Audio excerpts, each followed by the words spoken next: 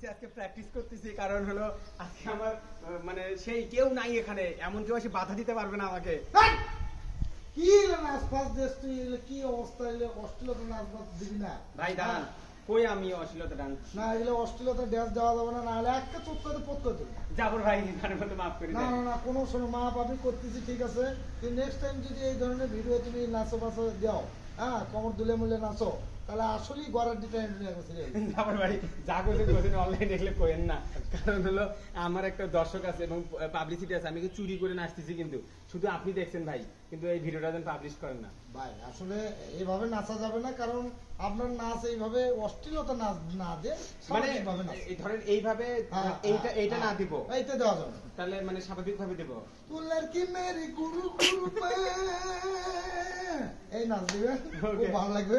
তো thank you guys, সব ছিল।